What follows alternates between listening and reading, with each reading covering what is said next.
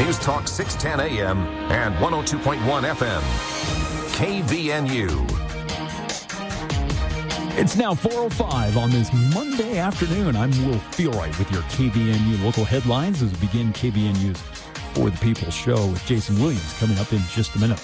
Well, our top story, a Cache Valley robotics company has launched the largest commercial deployment of autonomous tractors in the sugar industry.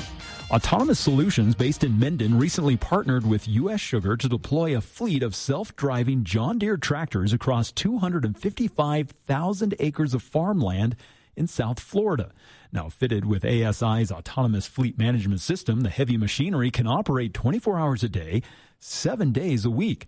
Now, U.S. Sugar officials say the technology will increase efficiency, maximize productivity, and improve sustainability and land preparation. Now, ASI, which operates a 150-acre proving ground in nearby Petersboro, originated 26 years ago with technologies developed at Utah State. Meanwhile, a 22-year-old Nibley man is now awaiting sentencing after pleading guilty to sexually abusing a 13-year-old relative.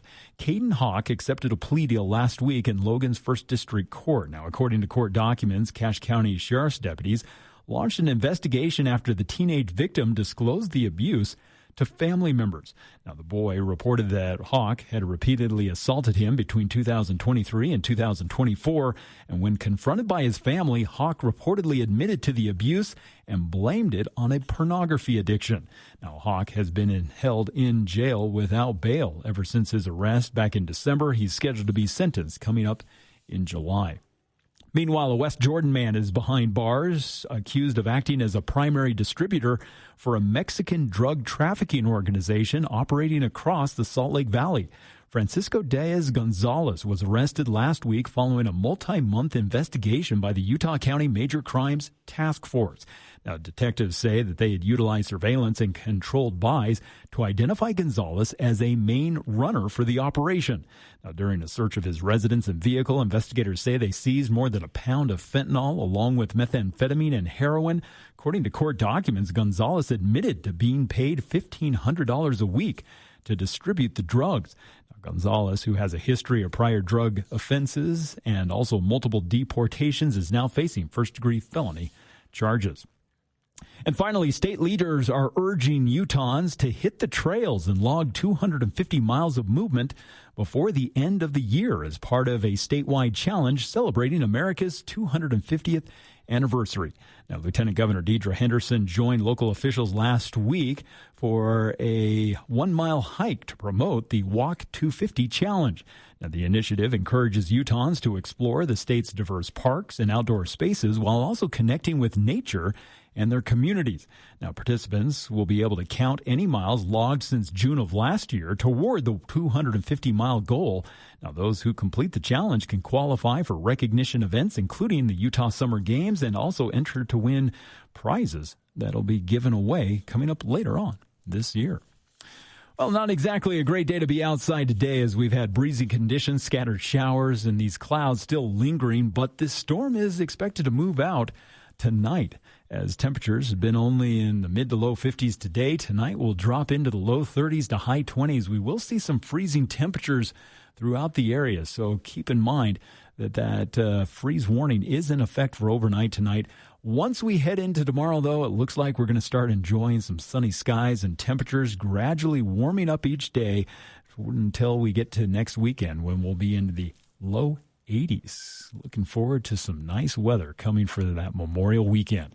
And it's Mountain Valley Heating and Air. They are looking for families in need of a new HVAC system. Last year, they donated 5 complete heating and air systems to families in need, and this year they want to do 10. Now, nominations are open now at mountainvalleyhvac.com to nominate a family in need. Just go to mountainvalleyhvac.com. And I'm Will Feelright with your KVNU local headlines as KVNU News Time is now 4:09, and it's time for KVNU's For the People show coming up next with Jason Williams here on KVNU. Spring is when everything starts to bloom again, including our confidence. At Bell Sculpt, we help women and men explore body contouring procedures designed around their goals. Moms, you've spent years putting everyone else first. It's time to take a moment for yourself. A Bell Sculpt consultation is completely free and zero pressure. This spring, it's your time to bloom with Bell. Schedule your free consultation today at bellsculpt.fm and enjoy 10% off any procedure from now till the end of May. News Talk KVNU 610 AM and 102.1 FM. Got a junk vehicle just sitting there? It's worth money right now. DD Auto and Salvage in Logan is paying top dollar for junk cars, trucks, farm rigs, and scrap metal, and they'll even come pick it up. DD Auto and Salvage handles any kind of metal recycling. Junk cars, scrap, large cleanups, you name it. With tow trucks, roll-off bins, and heavy equipment, no job is too big. Call 787-1204. That's 787-1204. DD Auto and Salvage, turning junk into serious cash. Constantly sneezing, having itchy eyes, or runny nose? It's allergy season. This is Dr. Tyson Brown with Budge Clinic's Allergy and Immunology team. We can help you get the relief you need. Having the only board-certified allergist in the Valley, Budge Allergy Clinic offers allergy testing, allergy shots, and treatment, and much more. Call the clinic and book your appointment today, 435-266-4735. That's 435-266-4735, or search Budge Allergy Clinic for details. KVNU's For the People with Jason Williams and Bill Walter. And it is Utah known as the fraud capital of the world.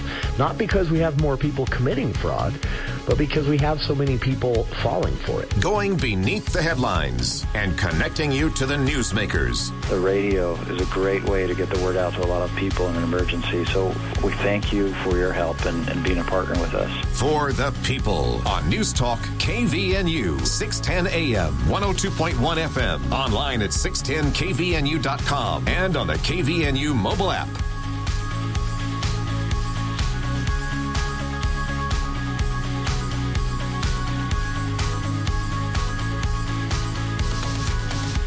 Welcome to KVNU's For the People. It is Monday, May 18th. I'm Jason Williams. Thank you for joining us. A chilly 51 degrees here at 4:12 in the afternoon.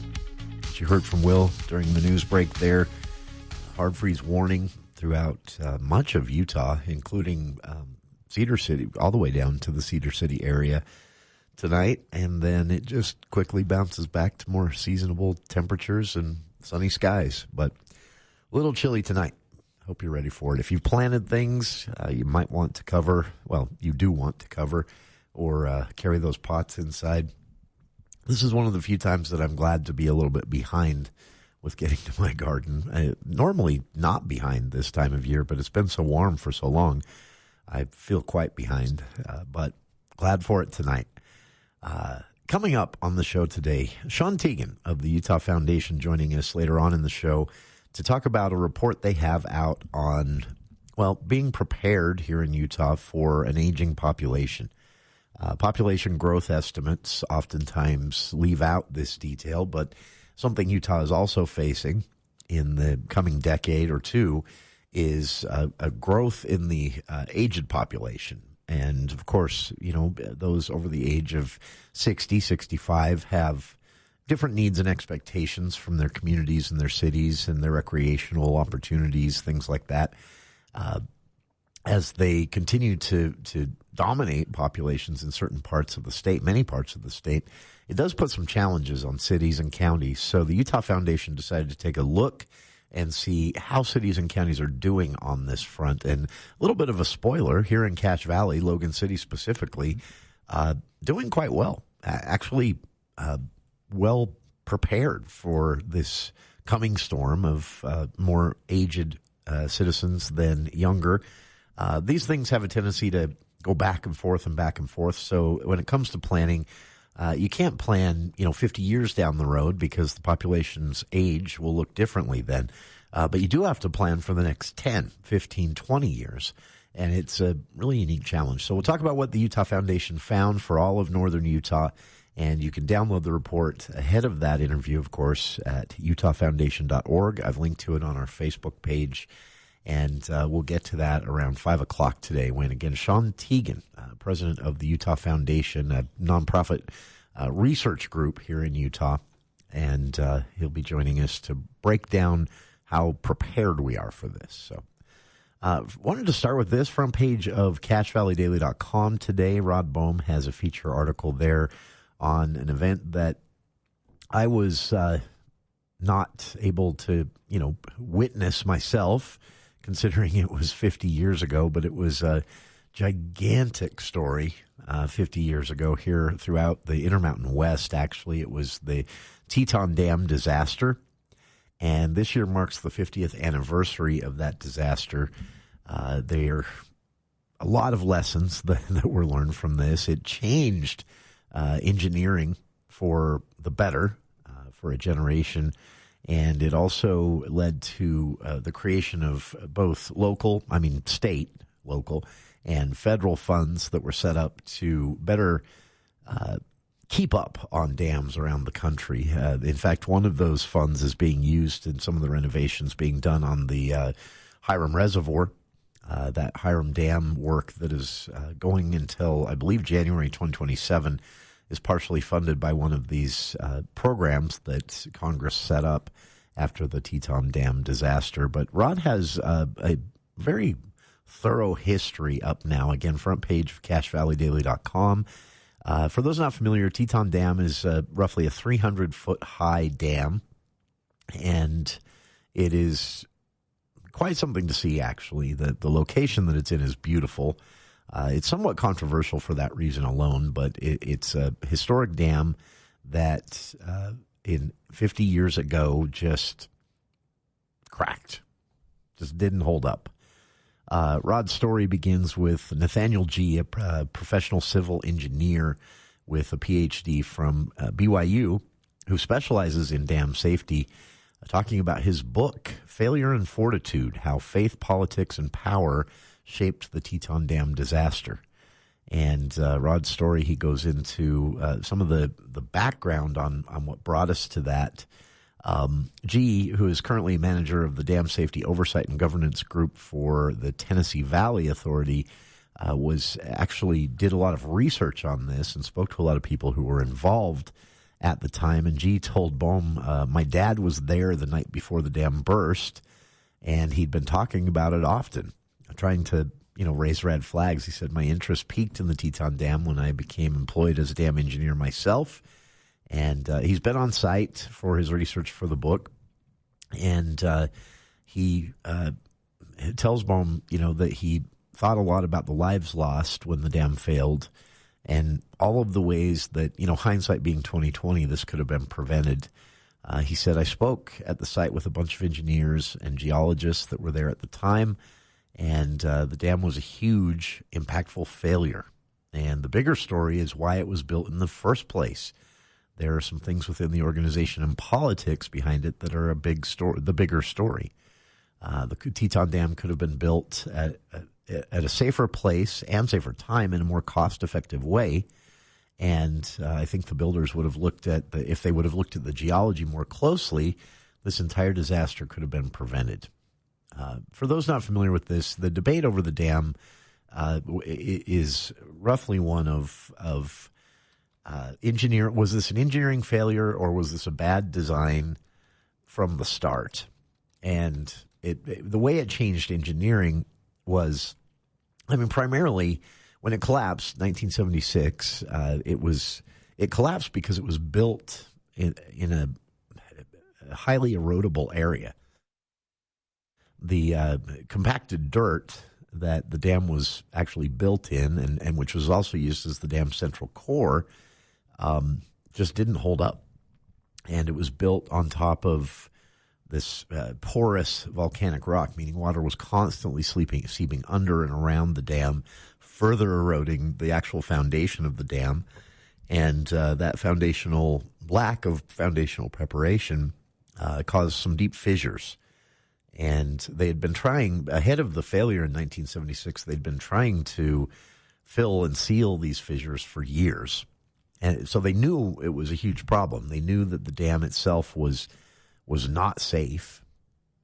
And As the reservoir filled, something called hydraulic fracturing took place, and this is when you have the weight of all that water. As the dam fills, the weight of all that water pressing down, it's actually pushing water into these cracks, forcing its way through, again, this highly erodible fill material that made up the bottom portion of the dam's foundation, and cracking the clay core. And then, water was just kind of seeping around it constantly.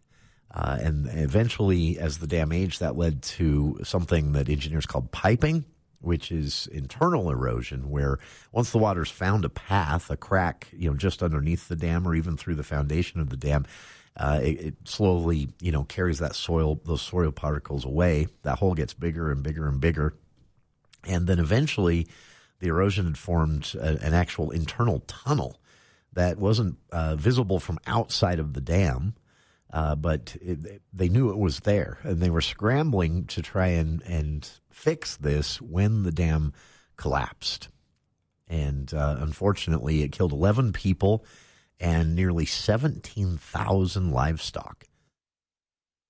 The dam itself was actually pretty cheap when constructed, about $100 million.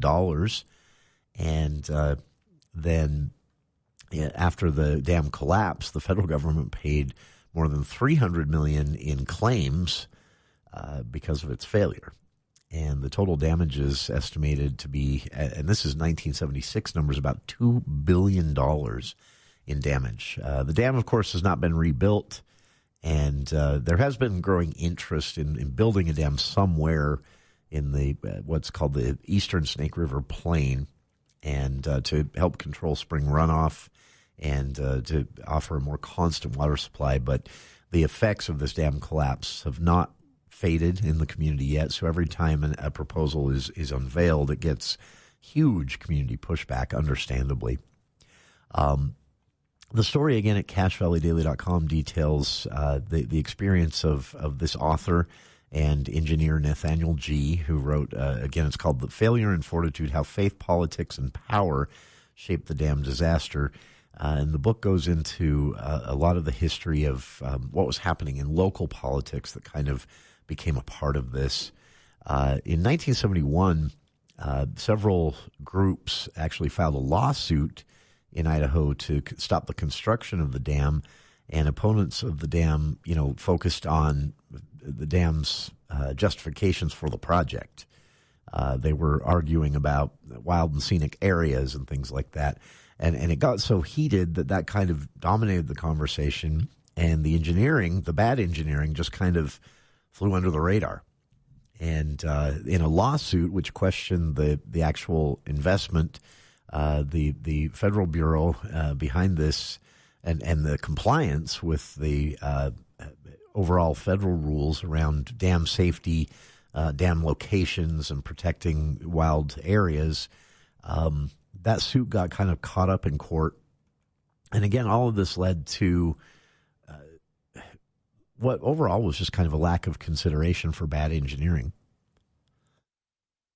So, interestingly enough, in addition, an investigation that occurred after the dam collapsed, geologists with the U.S. Geological Survey indicated that the area was so seismically active that no dam should have built there.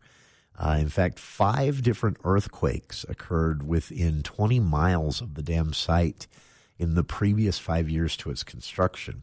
And 2 of those were significant enough in magnitude that it would have, today, that would stop a dam from being built in the location. In 1973, when the dam was about half finished, about $5 million had already been spent on the project at this point, according to G's book. The vertical fissures actually started. So the dam wasn't finished yet, and they were seeing the vertical fissures in the porous volcanic rock that they were using as a foundation for this dam. So overall, just a really bad idea that led to, again, 11 deaths, almost 17,000 livestock killed, $2 billion in damage to buildings and facilities downstream when the dam went. And when the dam was completed in 1975, it was the whole issue was kind of put to rest until under a year and a half later, the dam failed. I mean, it made it to June of 1976 when the first streams were discovered downstream of the dam coming up through the volcanic rock. And within a couple of months of that, the dam itself just went. And you can see some photos of this as well, but Rod Boehm has the story, CashValleyDaily.com. Again, he sat down and talked with Nathaniel G., a professional civil engineer with a PhD from BYU, who has a book out called Failure and Fortitude, How Faith, Politics, and Power Shaped the Teton Dam Disaster. Cool story. Tragic event, but a really cool bit of history from the West that doesn't get as much attention as it probably should. Check it out. Links to where you can get the book as well in Rod's story. That's, again, on the front page of CashValleyDaily.com, and we'll be back with more of For the People right after this.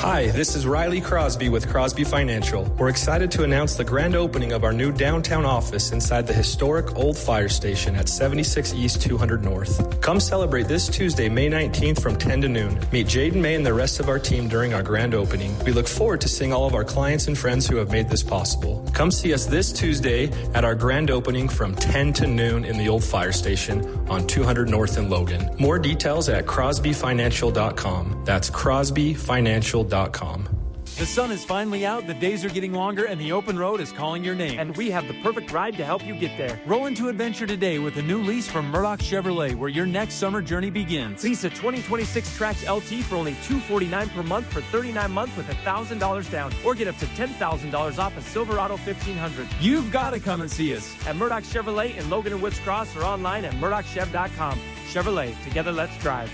Call 888-391-6083 to receive you live complete details. Offer expires 6/126. I'm Jay Sallin, founder of Allen Law. My focus has always been helping families protect what matters most through meaningful estate planning. I've now joined forces with attorney mediator Chris Guyman of the Conflict Resolution Center and seasoned litigator Sam Goebel to form the Allies Law Firm. Whether you're planning ahead, resolving marital conflict, or facing a courtroom battle, we bring strategy, strength, and experience together under one roof. Because when it matters most, you deserve the Allies Law Firm. Call the Allies Law Firm today. We plan, we fight, you win. Hi, this is Gordon Deal. Tuesday on This Morning, America's First News. Investors up, consumers down. Hear how the spike in oil prices from the conflict in Iran is causing a massive rupture in the economy. Also, you won't be surprised to learn that one reason your utility bill is higher than normal is thanks to data centers. We'll have analysis. And TVs are getting brighter. Is this better or worse for viewing? Tuesday on This Morning, America's First News. From 4 to 6 on News Talk KVNU, 610 AM and 102 FM. Your station for news and talk.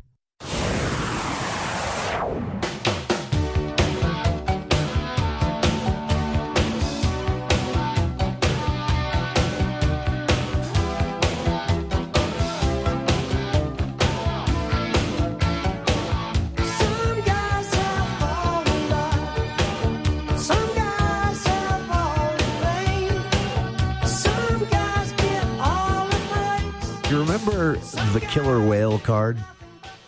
I don't know. Maybe my generation has already moved on and forgotten. This was a huge thing in my generation. I never actually had one. I was not opposed. I just never got around to it. But the killer whale membership card, being a member of the Killer Whale Club, was a way to save a bit of money and get some. I think you got a printed and then at a certain point emailed newsletter each month from Gray Whale CD, and we had one of these in Logan for a little while. The first so Gray Whale CD started up near the university in Salt Lake, and it was literally just a place where you could take CDs. I think they took records too. I think originally when they first started 40 years ago, they actually took cassettes even. But eventually it was just CDs mainly within the store. But you could exchange. You could take in your CDs, get a little bit of money for them, and then either apply that to buying new CDs or just get cash and walk out. But it was first of its kind in Utah. And it was controversial, not gray whale specifically, but this whole idea of trade-ins.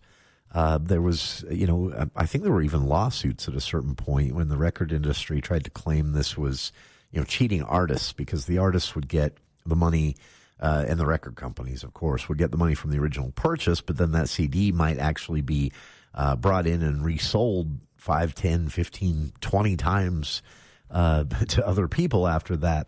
And, obviously it was never ruled that this was an illegal business. And Gray Whale expanded at a certain point from that Salt Lake location to, they had a Riverdale location. They had here in Logan, it was right on the corner of 10th North, there by what used to be an IHOP at least. It was right there on the corner.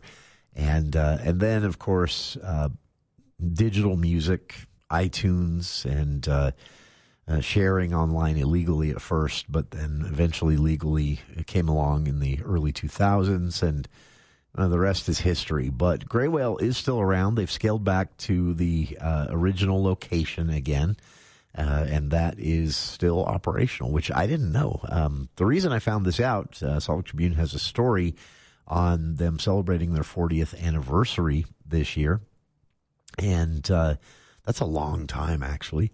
But they talk a little bit about the popularity of this at a certain point. The first store opened in 1986, and again, one location, and then they expanded out to locations in Logan, Ogden, the Riverdale area. They had one down in Cedar City. At its peak, apparently they had 10 locations throughout Utah, and they were kind of slated for, I think most people predicted this was just, they were just going to go away. And of course, it did go, the business for them did go away quite a bit. But and they've scaled back again to that original store, but they're still in operation. They do big business on these. In fact, recently Record Store Day came about, and in the Tribune story, they talk about how they think they had close to 5,000 people come through the store that day. But they've also, the owners of the store, very politically active and vocal. So they've made the store sort of a location for events, especially related to campus and the student community and things like that. That's one way that they've stayed relevant. But the story in the Tribune, there's an interesting discussion where one of the original founders and owners talks about all the people that he met, all the famous people that he met over the years that came through the stores or were Killer Whale Club members, from celebrities who lived here in Utah to people who are now famous politicians. In fact, he tells a story about talking with the former governor of Utah, Gary Herbert, in one of the Gray Whale locations. So kind of a fun little thing here. Check it out. I've linked to it on our Facebook page. But Gray Whale CD, still around. The Killer Whale Club is still something you can be a part of, although I don't know what it gets you these days. Personally, I'll be honest, physical media has made its way out of my life. I still feel like I'm going to regret that one day. One day somebody's going to flip the switch and turn it all off. I'm going to have no music to listen to, and all my audiobooks are going to be gone. But I don't buy it anymore. But apparently there's still a huge market for this, and Gray Whale celebrating its 40th anniversary here in Utah this year. Photos of the various stores and some great interviews with founders and owners of Gray Whale CD that'll bring back some memories for you fellow Gen Xers out there. I've linked to it on our Facebook page. We'll be back with more of KVNU's For the People after this look at the news with KVNU's Will Feel Right.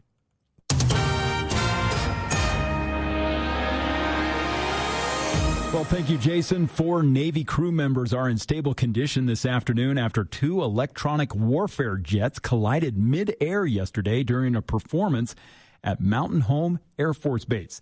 Now, the 2 AE-18G Growlers, which are based out of Washington, were conducting an aerial demonstration when they made contact. Now, spectator video captured the moment that the aircraft tangled and then spiraled toward the desert floor. Now, all 4 crew members successfully ejected with parachutes visible against the sky just as the planes exploded into a fireball. Now, base officials confirmed that no one on the ground was injured. The remainder of the air show was immediately canceled and the base was placed on a lockdown. Now, while the cause of the crash remains under investigation, experts note that air show maneuvers leave a razor-thin margin for error. Well, happening Friday, Utah Governor Spencer Cox declaring a state of emergency for 10 counties, including Cache and Box Elder, after sudden April freezes decimated local crops.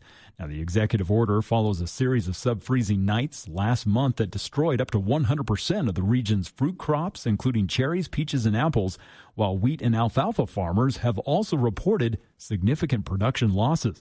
Now, Governor Cox said the unexpected freeze, which had followed an unseasonably warm stretch, has left agricultural producers facing a devastating season.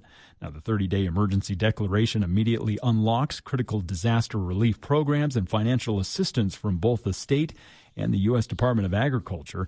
Now, state agriculture officials say that these emergency resources will give local farmers the crucial support they need to survive the severe financial blow and recover. Well, a new Utah Foundation report says that many Utah communities are not fully prepared for the state's rapidly growing population. Now, the study found that only about 1/3 of Utah counties and 1 in 5 municipalities have detailed strategies in their general plans to support older residents. Now, the report says that Utahns over the age of 65 are expected to make up nearly 23% of the state's population by the year 2060, and that's almost double what it was in 2020. Now, in northern Utah, Cache and Box Elder counties were both recognized for including concrete aging strategies in their county general plans, while Logan, North Logan, Hyde Park, Hiram, Richmond, and Smithfield were also highlighted for having detailed planning efforts for aging residents as well. And finally, this afternoon, a new children's series produced in Utah is using puppets, music, and storytelling to help young viewers navigate complex emotions. Now, based in Provo, Lulubug's Garden targets children between the ages of 3 to 7, aiming to transform traditional screen time into interactive, emotionally healthy family conversations. Now, the shows help kids understand and manage feelings such as sadness, nervousness, and also frustration. Now, the series was developed with guidance from a child and adolescent psychiatrist and also directed by Brigham Taylor, who's a longtime Disney producer known for his work on major family films. Now, creators are hoping that the series, currently streaming on YouTube, will serve as a valuable tool for parents and children to be able to build emotional resilience and discuss mental health openly. Well, these clouds still lingering this afternoon, but we've got some cold temperatures headed our way for tonight. As we've been in the low 50s today, tonight we'll get down into freezing again, into the high 20s to low 30s. That's prompting the National Weather Service to issue this freeze warning. As we head into the rest of the week, though, it's going to slowly warm up. Tomorrow we'll be into the low 60s, then high 60s on Wednesday. By Friday, we'll be into the mid 70s. And it looks like we're going to enjoy some 80s and sunny skies for the Memorial Weekend. And it's Whole Tree Care that brings you our weather here at the bottom of the hour. With over 30 years of experience, they can safely trim, shape, and remove trees around your property. Call them today or check them out online at wholetreecare.com. And I'm Will Feelright with your KVNU Monday afternoon headlines. This is a special report from ABC News. I'm Mike Dubusky. President Trump now responding to today's deadly shooting at the Islamic Center of San Diego. Terrible situation. I've been given some early updates, but we're going to be going back and looking at it very strongly.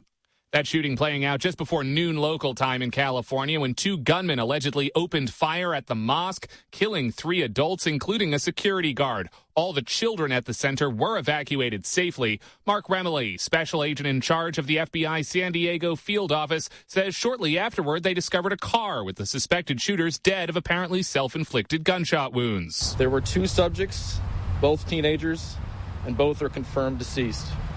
Police are now investigating a potential motive, but said the shooting is currently being considered a hate crime. The Islamic Center of San Diego says it is the largest mosque in San Diego County. This is ABC News.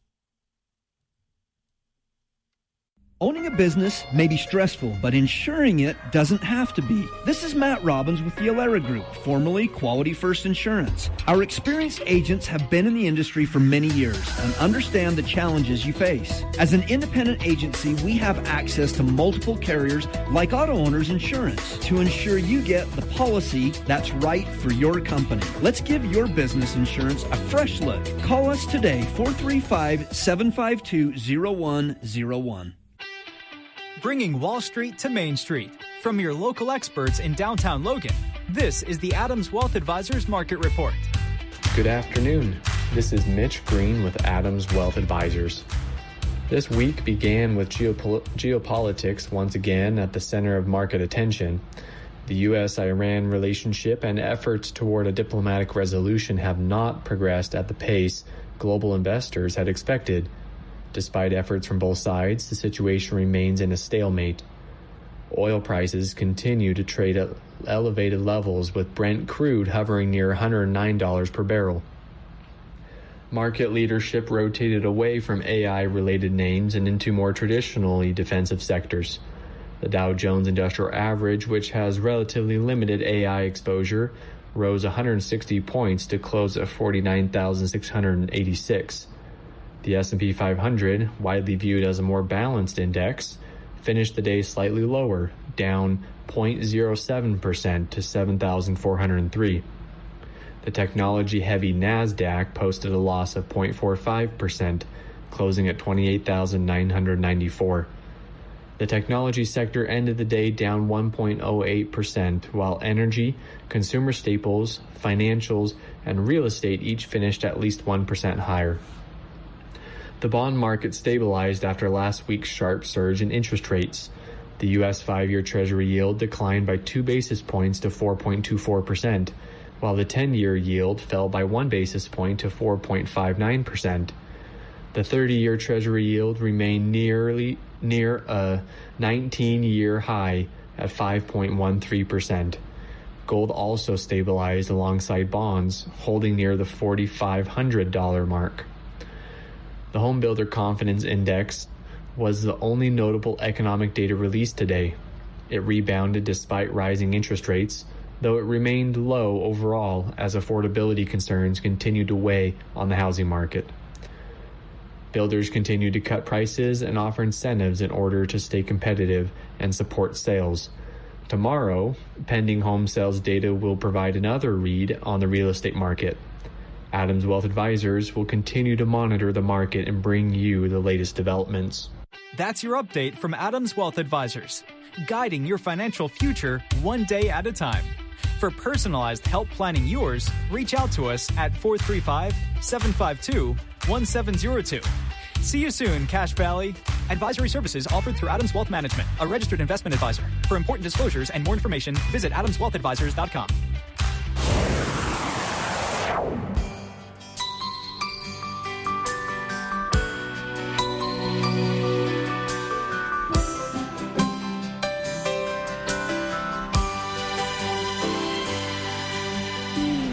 On my way from L.A. back to Knoxville, I found out those bright lights ain't where I belong. From a phone booth in the rain, I called to tell her I've had a change of dreams, I'm coming home. But tears filled my eyes when I found out she was gone.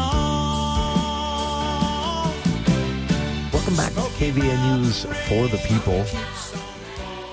Continuing on our first hour here with a very special guest joining us in the studio. I reached out to our friends at the Bear River Health Department because we'd been getting a lot of questions from listeners about the spread of this Hantivirus that is tied to a lot of news stories regarding a cruise ship, but a story just today of a case that was documented that had nothing to do with the cruise. And we all have a lot of COVID-19 pandemic trauma still kicking around, and understandably, people were worried. And I would characterize the questions we were getting here along the lines of, how worried should I be? We've seen some Comedian Jon Stewart had a great clip last week in which he showed, a couple of health experts with health departments saying, this is very different than an airborne virus like COVID-19. Very dangerous thing, but very different as far as how it spreads, and kind of saying, don't pull the panic ripcord. And then it cuts to a CNN clip, or maybe it was Fox, one of the cable news networks, and it was images of ambulances screaming down the street and the sound effects of sirens. And then the host comes in and in a big booming voice, spread of Hantivirus, should you worry? And he was highlighting, how these things can sometimes become a media attractant and leave us still wondering a lot of what the facts are. And so we reached out, and our good friends at the Bear River Health Department said we would be glad to talk about this. Joining us here in the studio with BRHD, Bear River Health Department disease investigator Angie White joining us in the studio. And Angie, thank you for coming down to talk to us today. I know that that's kind of an unfair question, something like, how worried should people be? Because this is a serious thing, right? Very serious. Yes, it is. But first off, thanks for having me. Oh, our pleasure. As far as how serious it is, it's a serious disease. Sure. Is it one that is spreading rapidly? No, it is not. Sure. So it's one of those things, like you said, it's good to be informed. You need to know about it. But as far as, is this a huge threat to the public at this point? Absolutely not. No, that's... That kind of, okay, well, thanks for coming down. And of course, thanks for having me. No, it's a pleasure to be able to talk to you about this, because it one of the things that I think I retain the most from sitting here in this studio through 2020, 21, 22, all of that, and it is a lot of times we just kind of have this attitude that, someone important and educated will take care of this, and we don't really need to worry. And then COVID-19 comes along, and, despite all the best efforts of those important people and very educated people to take care of a situation, it spiraled. And that's mainly on, a lot of different factors, some of them unfortunately political. But there is this, I think, tendency of people to start seeing these headlines and think, oh, no, here we go again. Is this? But this, as I understand it, correct me if I'm wrong, this specific issue, the hantavirus, the way it functions doesn't allow for something similar to the COVID-19 pandemic. Is that a fair way to understand how this virus works? That would be fair to say. Okay. And with COVID, again, remembering we were dealing with a novel virus. And so there was a lot of change. There was a lot of things that we didn't know. And so I can understand how that did kind of spiral out of control a little bit. The thing with hantavirus, this is something that's been around for a while. It's been well studied. We know how it, carries the transmission of it and things like that. And so with this, it does make it a little bit easier for us to keep a good handle on it and not let it spiral out of control. Is this, what are you hearing from the state here at the local health department? So as a local health department, as you know, so if we talk about the outbreak from the cruise ship, latest update is 11, still at 11 people, 3 deaths. We do have 3 travelers from the state of Utah. They are being taken care of by healthcare officials, and the state of Utah is dealing with those as far as with their local health departments, and really no risk at all to the public with that. The difference with the Andes strain is that it can, in very rare circumstances, be transferred person to person. Okay. The reason we didn't see a huge amount of people on that ship actually come down with hantavirus is that it does take you being in close contact with that other individual for quite a long time. So this isn't passing each other in the grocery store kind of contraction. No. And the hantavirus that we have here in Utah and in the Four Corners area and more, in the United States isn't transmissible through human to human. Sure. And so we have even less of a risk to the population. And that's the one, we've all known about, which we all associate it with rodents and rats and mice and their droppings. And how does this Andy strain differ from traditional hantavirus? In just that way, that it can be spread human to human, okay. In rare cases, and that's the main difference in the different strains. I think I speak with people about this type of thing all the time, and what's expressed often is, it's very difficult because a lot of the signs you should watch for, some symptoms and things like that might say you've been exposed.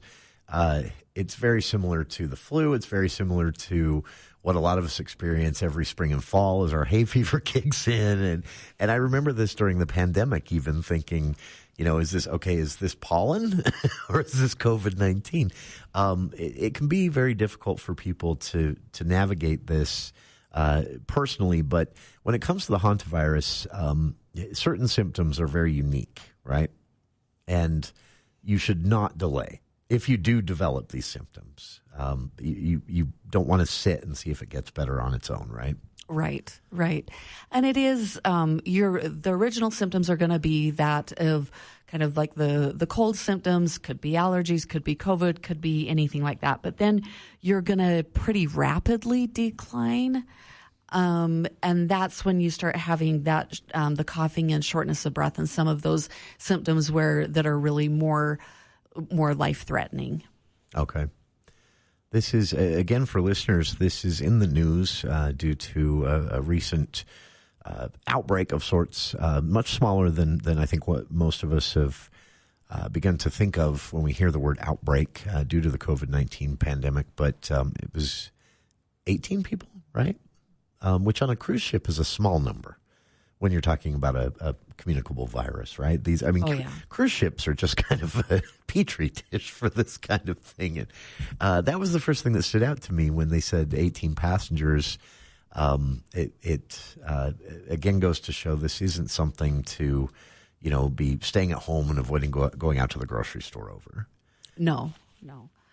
And the fact that everybody from that ship has been assessed and either quarantined or different things. They're being taken care of by health officials. Sure. So they aren't just back into the community at this point. They're going to complete that quarantine in a controlled environment where they can be watched closely for symptoms. How long is the recovery on this? That's a good question. I was just thinking, I know that I read, correct me if I'm wrong, up to 8 weeks for symptoms once exposed. It can be a long incubation period, but I'm not sure what recovery is. Yeah, incubation period is about between 1 to 8 weeks. That's a long. Yeah, that's long. Usually, we would see those symptoms start, I would say, usually within about the first or second week. Oh, really? As far as recovery goes, that is a good question. I don't know as much about the Andy strain. The strain that we have here in Utah, down in the Four Corners area and stuff, has a pretty high mortality rate. And so as far as them recovering, if they do recover, it is an extremely long recovery. Okay. This is, we're talking about the hantavirus that's been in the news. Again, a conversation here to bring you all the information you need to stay safe, but also kind of, hammer home the fact that despite the best efforts of some pundits and talking heads on cable news, probably not a reason to panic and avoid the grocery store at this point. But it is something to take seriously, and it is here in Utah. So, watch for those symptoms to develop. You said again, Angie, 1 to 2 weeks when you'll start to see some of the earliest symptoms, usually. Yeah. This is, again, a serious virus. Left untreated, this is fatal, correct? And it's not commonly seen in North America, but it is here now. So Center for Disease Control and Prevention is currently working with epidemiologists in South America that are way more familiar with this particular Andes hantavirus. And that information is making its way back to local health departments through the Utah DHHS, correct? Is that kind of the chain of command on all of this? Is there really anything new to learn? Or it sounds like it's not that different from hantavirus that we're very familiar with, just spreads a little easier person to person?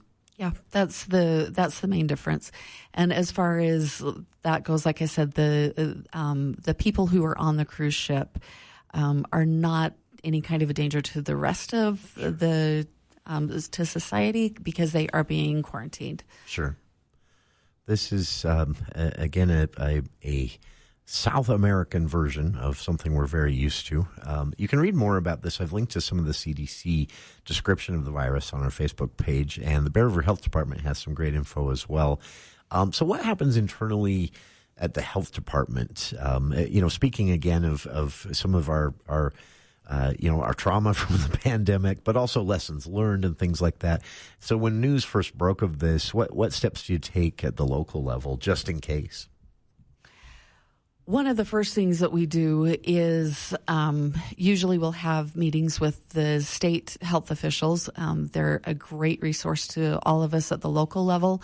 They give us kind of a situation update, let us know if we have cases in our health districts, and then we work with them. They are kind of that liaison between the CDC and the local health departments. But the way that we get ready for that is just that. We communicate with the state epidemiologists at the state level, who then kind of just gives us that situation update and lets us know, do we have any in our area, what we need to expect, who we need to work with, and those kinds of things. And is there a special way to go about testing for this? I mean, again, during the pandemic, we had testing sites, we had these drive-through testing things, but as I understand it, the response to this is testing happens when someone has symptoms. Is that kind of how we're handling this? Yeah, they've got to have symptoms, and testing for a hantavirus is fairly complicated. Really? It is. We have to have approval through the CDC to test someone. So if I have a patient that thinks that they might have hantavirus, the physician can call me based off of some certain criteria that they need to meet. Then we staff that with them, with the state and the CDC, and then they can approve the testing, because the testing does go directly to the CDC. So it's not something that we test for on a really regular basis, especially up here in northern Utah where we've never had a case. But we do have a couple of people that every year that have had some exposures, and we want to take it serious and make sure that they're getting that testing. And so at that point, we can work through that and get them tested if need be. That is. And so is treatment, once testing has been done and a positive has been determined, is treatment any different for this strain versus the one we're used to? Is it a similar process? It's the same process. Just is supportive care, essentially. Okay. There's really nothing that they can do as far as treatment goes. It's supportive care at that point. Making sure the lungs can take in enough air and things like that. And we've all, this is one, so I associate hantavirus with the backyard chicken shack that always had mice running around in it, and it had to be cleaned once a year. And I remember that was the big thing, is nothing you were wearing outside made its way into the house. You wore the masks, all of that.